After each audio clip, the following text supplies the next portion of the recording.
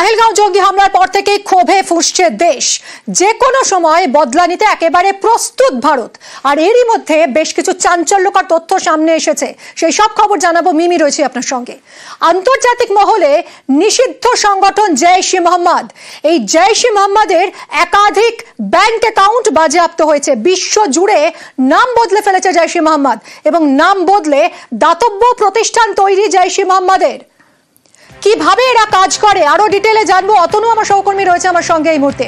অতনু, এই টিআরএফ আমরা যেমন দেখেছি লস্করের একটা সংগঠন, ভারতের টিআরএফ সক্রিয় এবং পহেলগাঁও হামলা চালিয়েছে টিআরএফ, এরকমই মনে করছেন গোয়েন্দারা।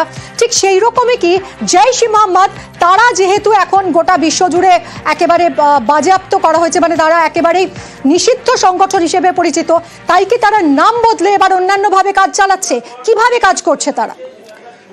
মিমি, যেরকম বলছিলে তুমি যে জৈশ-ই মোহাম্মদের যাবতীয় ব্যাংক অ্যাকাউন্ট সেগুলো সিজ করে দেওয়া হয়েছে, অর্থাৎ কোনোভাবে আর সেখানে কোনো ট্রানজ্যাকশন হবে না। কেউ চাইলে সেখানে টাকা দিতেও পারবে না, সেখান থেকে টাকা তুলতেও পারবে না। তাহলে এবার উপায়, জৈশ-ই মোহাম্মদ জঙ্গি সংগঠন। তো সেই জঙ্গি সংগঠনের নাম তো বদলে ফেলা হচ্ছে, অন্য নাম হচ্ছে। সেই নাম প্রসঙ্গে আসছি, তবে তার আগে এই ফান্ডিংয়ের জায়গাটা একটু স্পষ্ট করে নেওয়া যাক। টাকা উঠবে কিভাবে? টাকা উঠবে যদি জৈশ-ই মোহাম্মদ অন্য কোনো নামে কোনো দাতব্য চিকিৎসালয় বা কোনো কোনো দাতব্য চিকিৎসালয় বা যদি কোনো এমন কিছু খোলে, কোনো ট্রাস্ট, কোনো মাদ্রাসা, কোনো হাসপাতাল খোলে, তাহলে সেই হাসপাতালের নামে, মাদ্রাসার নামে তারা টাকা তুলতে পারবে। যে টাকা, যে ফান্ডিং তাদের জঙ্গি সংগঠনের কাজে লাগবে। সেই জন্য কিছু নাম তৈরি করা হয়েছে। কি নাম? খুদ্দাম আল ইসলাম, আল রহমত ট্রাস্ট।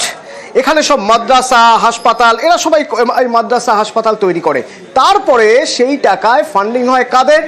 না, সেখানেও জৈশ-ই মোহাম্মদ নাম ব্যবহার করা যাবে না। সেজন্য সেখানে অন্য নামে তারা এবার সন্ত্রাস চালাচ্ছে। কি কি নাম?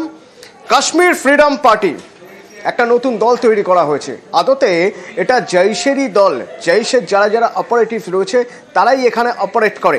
আরেকটা নাম কাশ্মীর টাইগার্স। এই কাশ্মীর টাইগার্স আর কাশ্মীর ফ্রিডম পার্টি এরা জঙ্গি হামলা চালায়, নাশকতা চালায় কাশ্মীরের বিভিন্ন জায়গায়। এরা হচ্ছে এই ছায়া সংগঠন, কারণ জৈশ-ই মোহাম্মদ এখন ব্যান্ড, তার ছায়া সংগঠন হিসেবে কাজ করে। গত বছর ডোডা আর কাঠুয়ায় নাশকতা হামলা হয়েছিল, নাম জড়িয়েছিল কাদের? কাশ্মীর টাইগার্স। তারা দায় স্বীকার করে নিয়েছিল। আদতে এই কাশ্মীর টাইগার্স এরা এই জৈশ-ই মোহাম্মদেরই ছায়া সংগঠন। জৈশকে আড়াল করার জন্য কাশ্মীর টাইগার নাম ব্যবহার করা হয়। ঠিক যেমন কাশ্মীর টাইগার্স, ঠিক তেমনই কাশ্মীর ফ্রিডম পার্টি বা KFP।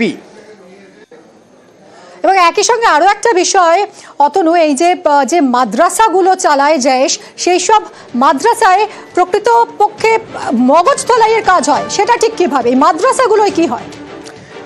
মাদ্রাসাগুলোয় কি হয়? অত্যন্ত গুরুত্বপূর্ণ একটা জায়গা। মাদ্রাসায় সাধারণত ধর্ম শিক্ষা দেওয়া হবে, মাদ্রাসায় সব ধরনের শিক্ষা দেওয়া হবে।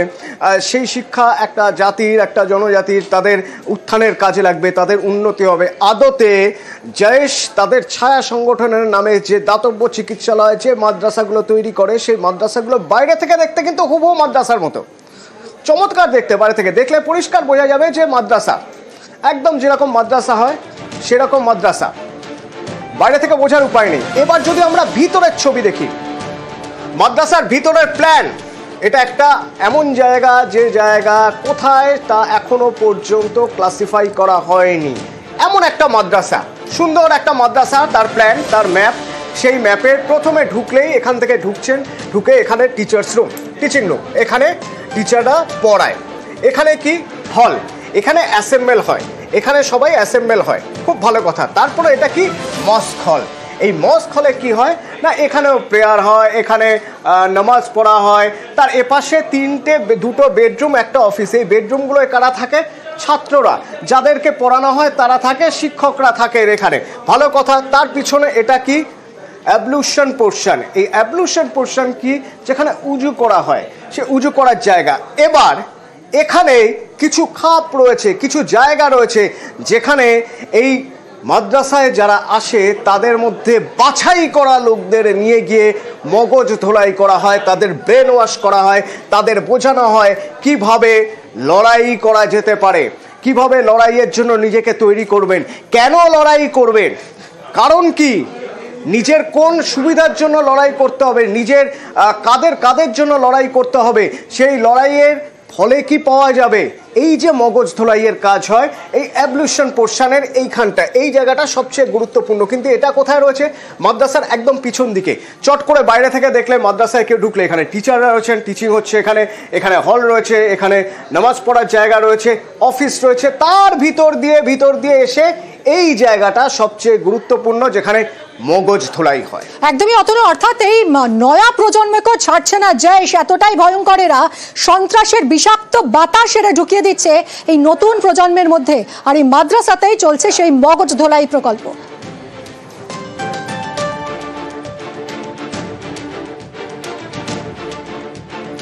বালুচিস্তানে বিদ্রোহ, বালোচ বিদ্রোহীদের দখলে পাক শহর, বিএল এর দখলে বালুচিস্তানের মানগুচর শহর, বিদ্রোহীদের দখলে শহরের সব সরকারি ভবন, পাক সেনাকে পণবন্দি বিএল এর ডেথ স্কোয়াডের,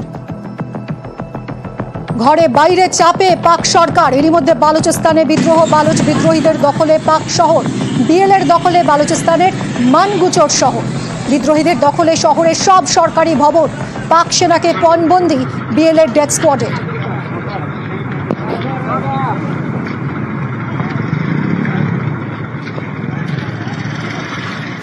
এই যে বিদ্রোহী বা ইনসার্জেন্ট আউটফিট রয়েছে, যারা পাকিস্তানের থেকে দীর্ঘদিন ধরে সেপারেটিজমের জন্য লড়াই করে চলেছে, তাদের কিন্তু একটা ভারত দরদি মনোভাব আছে, এটা অস্বীকার করলে চলবে না। এবং তোমরা দেখছেন, ভারতও কিন্তু ইনডাইরেক্টলি এই বালোচ লিবারেশন যে গোষ্ঠী আছে তাদেরকে কিন্তু একটা টু সাম এক্সটেন্ট সিম্প্যাথেটিক নজরে দেখে। কদিন আগে একটা ট্রেনে বিস্ফোরণ ঘটিয়েছে, এবং যেভাবে তারা পাকিস্তানের মধ্যে টেররিজম করে এবং পাকিস্তানকে চাপে ফেলে, আমার মনে হয় এটাও কিন্তু একটা ইনডাইরেক্টলি পাকিস্তানের ভেতরে এবং বাইরে দুদিক থেকেই চাপের মুখে পড়তে চলেছে পাকিস্তান।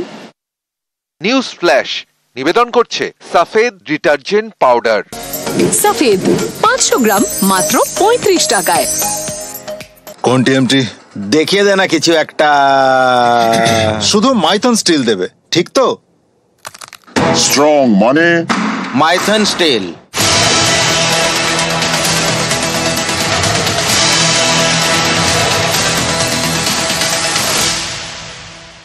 খবর এখন নিবেদন করছে elephant TMT 600 SD। Elephant TMT মানেই হাতির মতোই শক্তিশালী।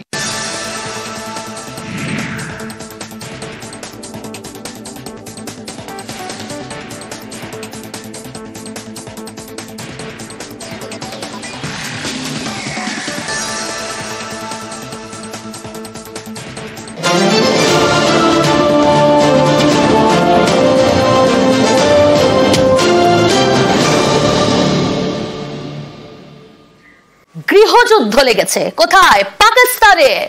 বালুচিস্তানে বিদ্রোহ, বালোচ বিদ্রোহীদের দখলে এবার পাক শহর, বিএল এর দখলে বালুচিস্তানের মানগুচর শহর, বিদ্রোহীদের দখলে শহরের সব সরকারি ভবন, পাক সেনাকে পণবন্দি বিএল এর ডেথ স্কোয়াডের। আমার সঙ্গে রয়েছে প্রতিনিধি কৃষাণু।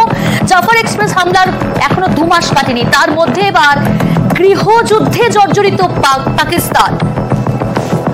বলাই যায় প্রিয়াঙ্কা, তার কারণ হচ্ছে যে দক্ষিণ পশ্চিম বালুচিস্তান শহর মানগুচর কালার প্রদেশে সেটা অবস্থিত, সেই শহরে দখল নিয়ে এসে বালুচিস্তান লিবারেশন আর্মি বিএল এর ডেথ স্কোয়াড পুরো শহরটাকে ঘিরে রেখেছে এবং তার সমস্ত গুরুত্বপূর্ণ ভবন, সরকারি ভবন সবগুলোই তারা নিয়ন্ত্রণ করছে।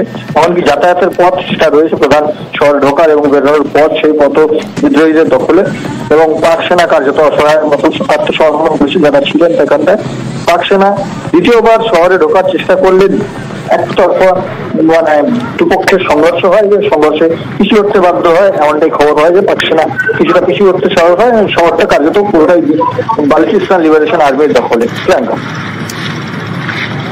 বেশ, বালুচিস্তানে বিদ্রোহ, বালোচ বিদ্রোহীদের দখলে পাক শহর, বিএল এর দখলে বালুচিস্তানের মানগুচর শহর। এই যে বিদ্রোহী বা ইনসার্জেন্ট আউটফিট রয়েছে, যারা পাকিস্তানের থেকে দীর্ঘদিন ধরে সেপারেটিজমের জন্য লড়াই করে চলেছে, তাদের কিন্তু একটা ভারত দরদি মনোভাব আছে, এটা অস্বীকার করলে চলবে না। এবং তো লাস্ট দেখছেন ভারতও কিন্তু ইনডাইরেক্টলি এই বালোচ লিবারেশন যে গোষ্ঠী আছে তাদেরকে কিন্তু একটা টু সাম এক্সটেন্ট সিম্প্যাথেটিক নজরে দেখে। কদিন আগে একটা ট্রেনে বিস্ফোরণ ঘটিয়েছে এবং যেভাবে তারা পাকিস্তানের মধ্যে টেররিজম করে এবং পাকিস্তানকে চাপে ফেলে, আমার মনে হয় এটাও কিন্তু একটা ইনডাইরেক্টলি পাকিস্তানের ভেতরে এবং বাইরে দুদিক থেকেই চাপের মুখে পড়তে চলেছে পাকিস্তান।